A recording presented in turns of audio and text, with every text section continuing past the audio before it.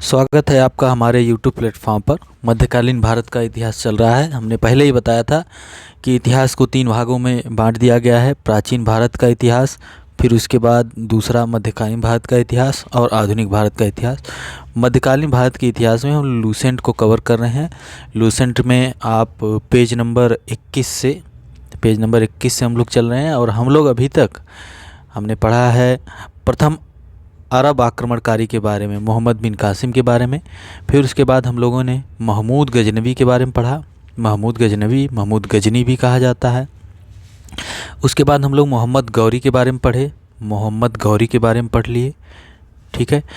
उसके बाद हम लोग शुरू किए गुलाम वंश में। मोहम्मद गौरी के साथ आपको याद होना चाहिए कि 1191 में तराइन का प्रथम युद्ध हुआ था पृथ्वीराज चौहान और मोहम्मद गौरी के बीच। 1192 में पृथ्वीराज चौहान और मोहम्मद गौरी के बीच दूसरा तराइन का युद्ध हुआ। पहले में पृथ्वीराज चौहान विजयी रहे, दूसरे में पृथ्वीराज चौहान हार गए थे। 1194 में होता है चंदावर का युद्ध मोहम्मद गौरी और जयचंद के बीच में, और मोहम्मद गौरी जीत जाता है। मोहम्मद गौरी भारत से जाते वक्त 1206 में अपना पूरा जो शासन सत्ता जिस पर वो शासन कर रहा था उसको अपने सेनापतियों को, गुलाम सेनापतियों को सौंप कर वापस चला गया। तो शुरू होता है गुलाम वंश, ठीक है। 1206 में गुलाम वंश की शुरुआत होती है। 1206 में आप पूरा किताब देखेंगे तो इसी प्रकार से है। गुलाम वंश के बाद शुरू हो जाता है खिलजी वंश। गुलाम वंश के बाद खिलजी वंश जिसे आज हम लोगों को पढ़ना है। गुलाम वंश के बाद खिलजी वंश, फिर हो जाता है तुगलक वंश, फिर सैयद, फिर उसके बाद लोदी वंश शुरू होता है। ओके, लोदी के बाद बाबर और इब्राहिम लोदी के बीच युद्ध होता है और फिर शुरू हो जाता है मुग़ल काल शुरू हो जाता है। आपको पता होना चाहिए मुग़ल काल में सबसे पहले बाबर आता है, BABAR बाबर। उसके बाद हुमायूं, बाबर के बाद हुमायूं, फिर अकबर, अकबर के बारे में आता है। फिर बाबर, हुमायूं, अकबर, जहांगीर, फिर जहांगीर के बाद शाहजहां के बाद आ जाता है औरंगजेब के बाद उत्तर मुग़ल काल में कई शासक होते हैं, जैसे बहादुर शाह जफ़र, फिर होता है जहांदार शाह, फिर फर्रुख सियर होता है। फिर होता है मोहम्मद शाह। क्वेश्चन पूछा जाता है कि कौन सा ऐसा शासक था जिसको कहा जाता था रंगीला। मोहम्मद शाह को कहा जाता है। फिर होता है अहमद शाह, आलमगीर सेकेंड, शाह आलम सेकेंड, अकबर द्वितीय और बहादुर शाह जफ़र द्वितीय। ये बहादुर शाह जफ़र द्वितीय आखिरी मुग़ल शासक होता है जो 1857 की क्रांति के बाद इनकी मृत्यु होती है और इनकी कब्र जो है भारत के बाहर म्यांमार के रंगून में है। म्यांमार के यंगून बोलते हैं, रंगून में, वहाँ पर इनकी कब्र है, ठीक है। चलिए, आज हम लोग देखना है खिलजी वंश। जैसा कि लूसेंट हम लोग कवर कर रहे हैं तो इसमें यह कुछ हम लोग देख चुके थे। जैसे यहाँ पर गुलाम वंश लिखा है। गुलाम वंश में हम लोग कुतुबुद्दीन ऐबक वगैरह के बारे में देख लिए, बलवन के बारे में देख लिए। अब शुरू होगा खिलजी वंश। तो अब आपको पता होना चाहिए कि गुलाम वंश शुरू होता है 1206 से 1290 तक चलता है। 1206 से 1290 तक। कभी कभी इस तरह से भी क्वेश्चन पूछे जाते हैं। एक बार तो PCS में क्वेश्चन पूछा गया था कि 1206 से 1290 तक गुलाम वंश इस प्रकार से सुमेलित करने के लिए पूछा गया था। लेकिन आप लोग अगर दरोगा का एग्ज़ाम दे रहे हैं या फिर आप पुलिस का एग्ज़ाम दे रहे हैं, दरोगा, पुलिस, लेखपाल, पटवारी या और भी कोई एग्ज़ाम जितना भी आप दे रहे हैं, तो वहाँ पर इस प्रकार के क्वेश्चन आने वाले समय में बन सकते हैं, क्योंकि अब IAS PCS इस तरह से नहीं पूछता है। बाकी जो एग्ज़ाम है इस तरह से क्वेश्चन पूछते हैं। खिलजी वंश की शुरुआत होती है 1290 से 1320, ठीक है। ठीक गुलाम वंश के बाद 1290 से 1320 गुलाम वंश के शासन को समाप्त कर 1290 को जलालुद्दीन फिरोज खिलजी, किसने स्थापना करता है खिलजी वंश की? संस्थापक कौन होता है? जलालुद्दीन फिरोज खिलजी ने खिलजी वंश की स्थापना की। इसने किलोखरी को अपनी राजधानी बनाया। याद रखिएगा, जलालुद्दीन फिरोज खिलजी ने खिलजी वंश की स्थापना की और इसने किलोखरी को अपनी राजधानी बनाया, ठीक है। इनकी उम्र बहुत ज़्यादा थी, मतलब बहुत बुजुर्ग आदमी थे, लेकिन 1290 से 1296 तक सत्ता अपने इनका भतीजा था, क्या नाम है, अलाउद्दीन खिलजी। एक पिक्चर बनी हुई है पद्मावत, पद्मावत पिक्चर बनी हुई है, उसको देखेंगे तो वहाँ पर दिखाया गया है। तो पद्मावत। तो अलाउद्दीन खिलजी मतलब सोचता है कि मैं सत्ता ले लूँ, लेकिन ये बेचारे बुजुर्ग आदमी ये सत्ता नहीं देते हैं। तो आपने एक मिर्ज़ापुर आई थी वेब सीरीज़ देखा होगा, उसमें कहता है ना, बहुत तकलीफ़ होती है जब आप योग्य हों और लोग आपकी योग्यता ना पहचाने। फिर क्या, अलाउद्दीन खिलजी इनको टपका देता है, अपने चाचा जी को, जलालुद्दीन फिरोज खिलजी को टपका देता है और खुद शासक बनता है। जलालुद्दीन की हत्या 1296 में उसके भतीजा एवं दामाद अलाउद्दीन खिलजी ने कड़ा मानिकपुर इलाहाबाद में कर दी। इलाहाबाद में उनकी हत्या कर देता है और खुद दिल्ली का सुल्तान बन जाता है। अलाउद्दीन के बचपन का नाम अली तथा गुरसास्प था। अलाउद्दीन खिलजी ने सेना को नगद वेतन, मतलब अब नगद वेतन देना शुरू किया, नगदी, ठीक है। और अस्थाई सेना, अभी तक अस्थाई सेना नहीं रहती थी। जब युद्ध होता था तो बुला दिया जाता था कि चलो आओ, तुमको कुछ दिया जाएगा, जब लूट उठ लेंगे तो तुमको कुछ देंगे। लेकिन ये शुरू किया कि नगद वेतन देंगे और अस्थाई रूप से सेना रखेंगे। जैसे इस प्रकार से भारत में अस्थाई रूप से सेना है, इंडियन आर्मी, बीएसएफ, सीपीएफ, सब कुछ की नींव रखी। दिल्ली के शासकों में अलाउद्दीन खिलजी के पास सबसे विशाल अस्थाई सेना थी, सबसे विशाल अस्थाई सेना थी। घोड़ा दागना, घोड़ा को दागता था, एवं सैनिकों का हुलिया लिखना, आज की डेट में फॉर्म भरते हो, फोटो लगाते हैं, सब कुछ करते हैं, ठीक है। तो इसकी प्रथा की शुरुआत, तो याद रखिएगा, नगद वेतन देना, अस्थाई सेना रखना, घोड़ा दागना और सैनिकों का हुलिया लिखने की प्रथा अलाउद्दीन खिलजी ने की। अपने चाचा को जब निपटा दिया उसके बाद ये सब शुरू किया, ठीक है। अलाउद्दीन ने भू राजस्व की दर को बढ़ाकर 1/2 भाग कर दिया। 1/2 मतलब 1/2 यानी 50% कर दिया। 100 रुपया के अगर भू राजस्व है, भूमि पर राजस्व, भू राजस्व मतलब भूमि पर राजस्व, 50% कर दिया कि भैया अगर आप 100 केजी गेहूँ उत्पादन कर रहे हैं तो 50 केजी जमा करो हमारे यहाँ। हाँ, इस प्रकार से अधिया। इसने खम्स, लूट का धन में सुल्तान का हिस्सा जो 1/4 पहले था, 1/4 मतलब 25% के स्थान में 3/4 कर दिया, ठीक है। इसने व्यापारियों में बेईमानी रोकने के लिए कम तौलने वाले व्यक्ति के शरीर से मांस काट लेने का आदेश दिया। इसने अपने शासनकाल में मूल्य नियंत्रण प्रणाली, अब क्वेश्चन बनता है कि मूल्य नियंत्रण प्रणाली कौन शुरू किया था, तो अलाउद्दीन खिलजी, ओके, भूलना नहीं है। मूल्य नियंत्रण प्रणाली को दृढ़ता से लागू किया। दक्षिण भारत की विजय के लिए अलाउद्दीन ने मलिक काफूर को भेजा। मलिक काफूर क्या था, एक ट्रांसजेंडर था, किन्नर था, मलिक काफूर। आप अगर पद्मावत पिक्चर देखेंगे तो उसमें इसका रोल है, पद्मावत।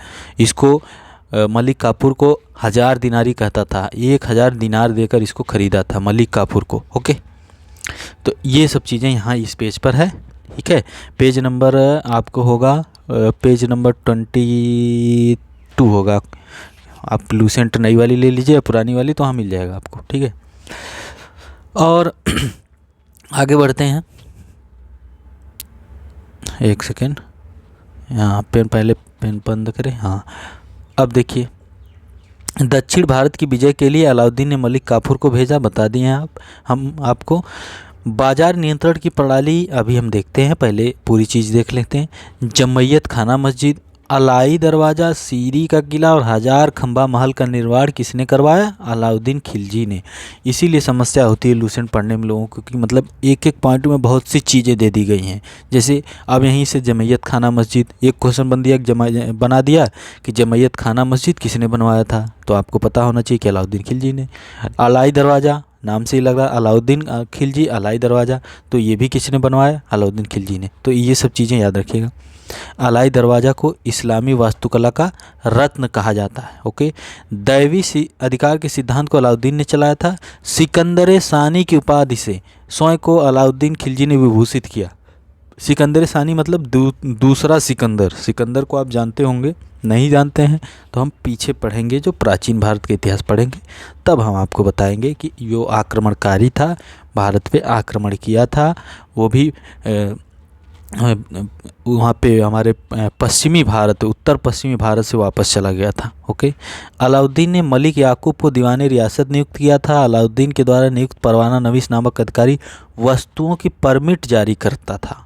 परवाना नवीस नामक व्यक्ति क्या करता था? वस्तुओं का परमिट जारी करता था। ठीक है।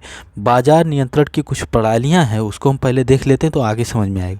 बाजार नियंत्रण करने के लिए अलाउद्दीन खिलजी द्वारा बनाए जाने वाले नवीन पद थे। 4 पद बनाया। एक बनाया दीवाने रियासत, बाजार नियंत्रण, मूल्य नियंत्रण प्रणाली, ये सब चीज़ें बनाया, याद रखिएगा, अलाउद्दीन खिलजी ने। हमने पीछे भी बताया घोड़ा दागने की प्रथा, सैनिकों का हुलिया लिखने की प्रथा किसने? अलाउद्दीन खिलजी ने। तो दीवाने रियासत पहली चीज़, दूसरा सहनाए मंडी, तीसरा बरीद, चौथा मुनहियान व गुप्तचर। दीवाने रियासत, सहनाए मंडी, बरीद, मुनहियान व गुप्तचर। तो दीवाने रियासत क्या था? यह व्यापारियों पर नियंत्रण रखता था, यह बाजार नियंत्रण की पूरी व्यवस्था का संचालन करता था। मतलब पूरी व्यवस्था का संचालन यही करता था और व्यापारियों पर नियंत्रण करता था। दूसरा सहनाए मंडी, प्रत्येक बाजार में बाजार का अधीक्षक होता था हर एक बाजार के लिए। अब बरीद जो होता था बाजार के अंदर घूमकर बाजार का निरीक्षण करता था। ठीक है। और एक मुनहियान व गुप्तचर, नाम से ही गुप्त सूचना प्राप्त करता था, आपके अगल बगल खड़ा रहेगा बाजार में। ठीक है। तो ये चीज़ें वही यहाँ पर दीवाने रियासत मलिक याकूब को पहली बार दीवाने रियासत नियुक्त किया, ये वाला सबसे बड़ा वाला अधिकारी। ठीक है। परवाना नवीस नामक अधिकारी, याद रखिएगा कि वस्तुओं की परमिट जारी करता था। सहनाए मंडी, हमने बताया कि यहाँ खाद्यान्नों की बिक्री हेतु लाया जाता था। यही सहनाए मंडी, प्रत्येक बाजार का अधीक्षक होता था तो वहाँ पर खाद्यान्नों की बिक्री हेतु लाया जाता था। और सराय ए अदल, यहाँ पर वस्त्र, शक्कर, जड़ी बूटी, मतलब सब कुछ बिकता था। अब कुछ अच्छी चीज़ें यहाँ पर हैं कि जियाउद्दीन बरनी की कृति तारीख़ फिरोज़शाही से क्या मिलती है? अलाउद्दीन खिलजी की आर्थिक नीति की व्यापक जानकारी। तो भैया कोई लिखेगा तभी ना हम जानेंगे। उस वक्त तो वीडियोग्राफी होती नहीं थी कि वीडियो बनी है, वीडियो यूट्यूब पे मिल रही है कि अलाउद्दीन खिलजी के समय ऐसा हो रहा है, ऐसा कुछ नहीं था।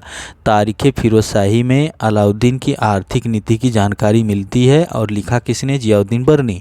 क्वेश्चन पूछा जाता है तारीख़ फिरोज़शाही किसके द्वारा लिखी गई है? ओके।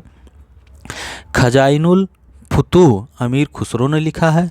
रिहला इब्न बतूता ने लिखा है। अब फुतूहस सलातीन इसामी की कृति है। तो ये सब चीज़ें अगर आप पीसीएस दे रहे हैं या फिर दरोगा दे रहे हैं, दरोगा वगैरह में क्वेश्चन इस प्रकार सीधे बन जाते हैं। ओके। मूल्य नियंत्रण को सफल बनाने में मुहतसिब, सेंसर एवं नाजिर नापतौल अधिकारी की महत्वपूर्ण भूमिका थी। राजस्व सुधारों के अंतर्गत अलाउद्दीन ने सर्वप्रथम मिल्क, इनाम एवं वक्फ के अंतर्गत दी गई भूमि को वापस लेकर खालसा भूमि में बदल दिया। मतलब जो भी भूमि दान में दी गई थी उसको सरकार के अधीन कर दिया, यानी खालसा भूमि वही थी जिस पर सरकार का पूर्ण रूप से नियंत्रण था। ठीक है। अलाउद्दीन ने नए कर लगाए थे, एक चराई कर और एक गढ़ी कर। चराई कर क्या थे? दुधारू पशुओं पर लगाता था, और गढ़ी कर थे घरों व झोपड़ी पर लगाया जाता था। अलाउद्दीन खिलजी के समय में कुछ आक्रमण वगैरह हुए थे, तो इतना ज़्यादा आपको जानने की ज़रूरत नहीं है। ठीक है। थोड़ा बहुत एक आध बार देख लीजिएगा, नहीं तो रहने दीजिए। अलाउद्दीन खिलजी की मृत्यु 1316 में हो जाती है। आपको पता होगा कि 1290 से 1320 तक खिलजी वंश चलता है।